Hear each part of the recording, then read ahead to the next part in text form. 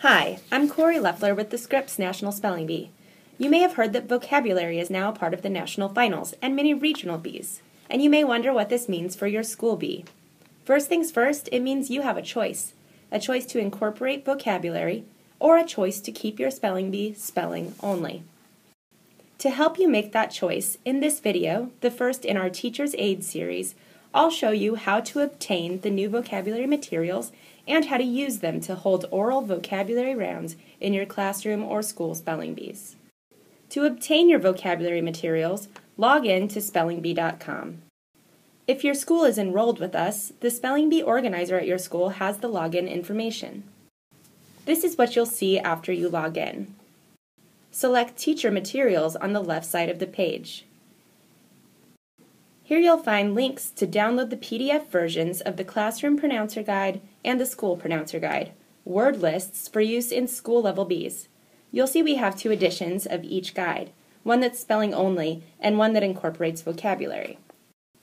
For this video, let's take a look at the spelling and vocabulary edition of the School Pronouncer Guide.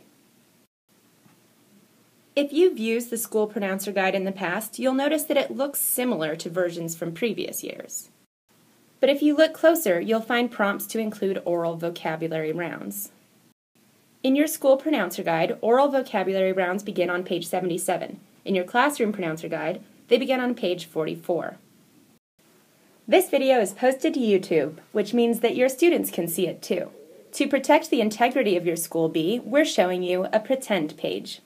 To show you how easy it is to run an oral vocabulary round, I've enlisted 2 of my colleagues to be spellers. I'll serve as both pronouncer and judge. Lori, your vocabulary word is ceramics. In what class might you study ceramics? A, art, or B, computer science? Art? That's correct, Lori. Because Lori answered correctly, she stays in the B. She also could have answered correctly by saying simply A, or by saying A, art. Now, moving on with our vocabulary round, Chris, your vocabulary word is cliché. What is a cliché? A, an exclusive group of friends, or B, a trite expression? Oh, it's an exclusive group of friends. I'm so sorry, Chris, but the correct answer is B, a trite expression. Because Chris answered incorrectly, he's out of B.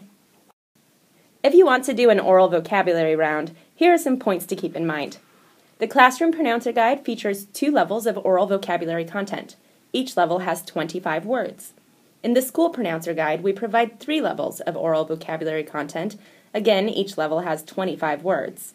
If you have more than 25 spellers in your bee, you should wait until 25 or fewer remain before undertaking an oral vocabulary round. We recommend alternating spelling and vocabulary rounds in as much as possible, but there's no rule stating that you must alternate. So, if you want to conduct back-to-back vocabulary rounds, that's okay too. Remember, the choice about whether to include vocabulary in your program is all yours. Just remember, vocabulary will be evaluated at the national finals and mini regional bees. Thank you for taking the time to learn about incorporating vocabulary in your school bee. Check out parts 2 and 3 of our Teacher's Aid series to learn about using our written vocabulary tests and about the study resources we offer your students. If you would like to keep up with the Scripps National Spelling Bee, please sign up for the Teacher's Beehive at spellingbee.com. If you have further questions, go to spellingbee.com/contact, or you can tweet us at ScrippsBeeHelp. Thanks for watching. Now go be on!